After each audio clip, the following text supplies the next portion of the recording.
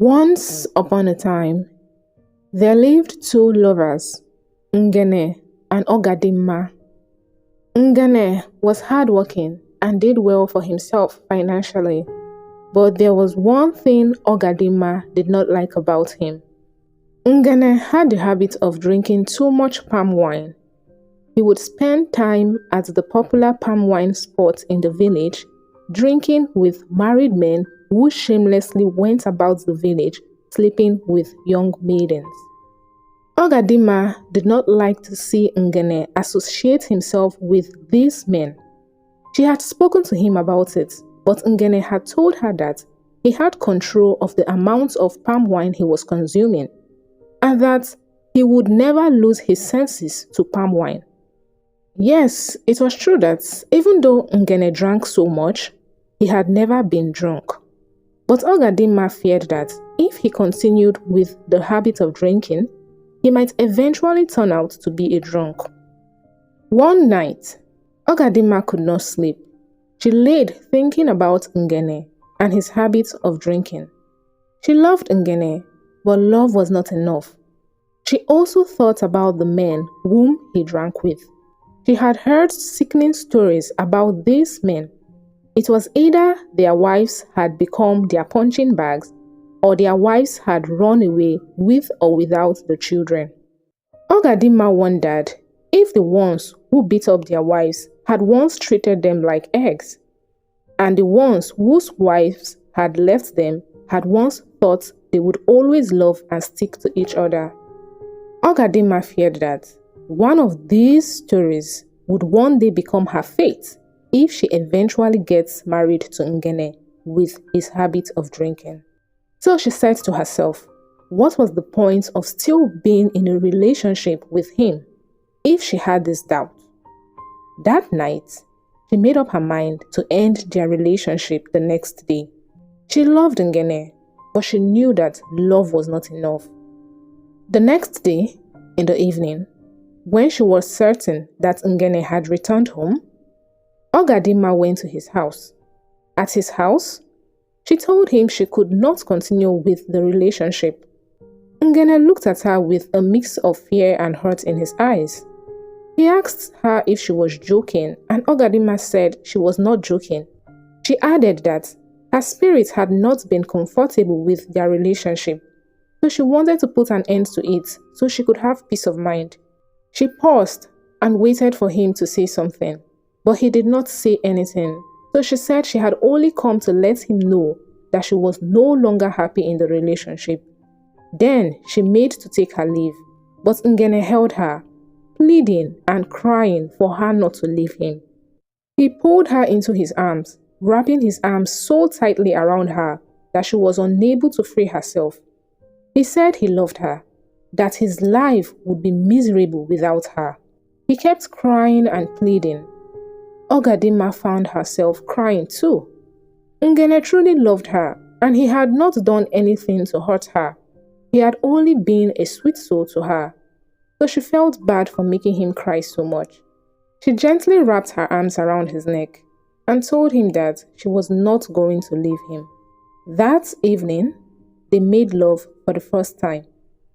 Ogadimma had wanted to keep her virginity till after marriage, and Ngene had always respected her decision, but that evening, they just couldn't keep their hands to themselves. 2 weeks later, Ogadimma found out that she was pregnant. She told Ngene about it, and he joyfully came to see her people to ask for her hand in marriage. In a few weeks, Ogadimma and Ngene were married. After 3 months, Ogadimma's sense of smell was amplified due to hormonal changes. One evening, Ngene returned home. Ogadimma made to hug him, but her face twisted in disgust because of the smell of palm wine coming from him. His breath turned her stomach, so she covered her nose and moved away from him. Ngene was confused. He perceived himself to know if he had an odor, but he smelled nothing. He then asked what the problem was, and to his surprise, Ogadimma spoke to him in anger. She asked him what his problem was and why he couldn't stop drinking. Ngene felt as though he was a little child being scolded by his mother. He had never seen Ogadima that angry. He apologized and quickly went to freshen up. 2 days after, Ngene came home again smelling of palm wine. Ogadima perceived it and stayed away from him.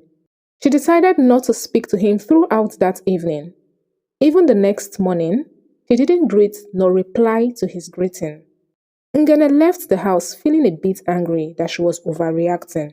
When he returned that evening, Ogadima did not still speak to him. Ngene, slightly angry, asked her for how long was she going to ignore him, and Ogadima told him that for as long as she carried the baby in her womb. Her response made Ngene more angry, and he told her that if she was not talking to him because he smelt of palm wine the previous day, then she was simply being silly because he only smelt of palm wine. He was not under the influence of palm wine, and that he had never been.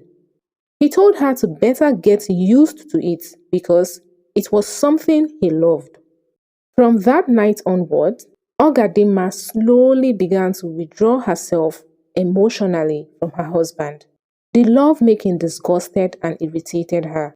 She found happiness in spending time with her neighbor named Oge, who was a midwife.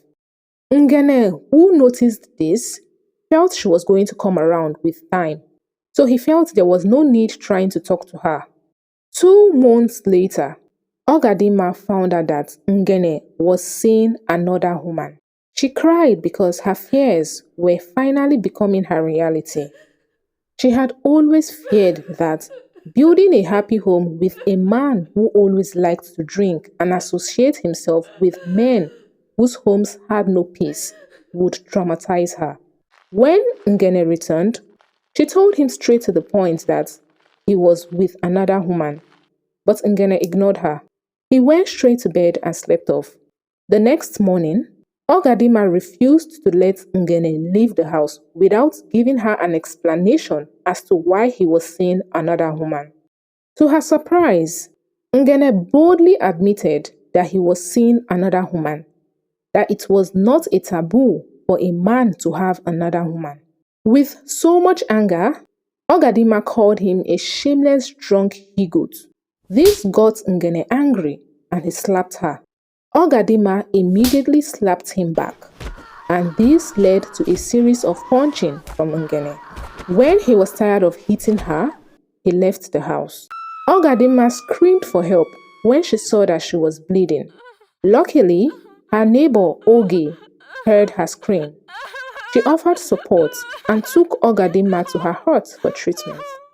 As a midwife, Oge saw that Ogadima had lost the pregnancy. She carried out treatments on Ogadima and at the same time comforting her to stay strong.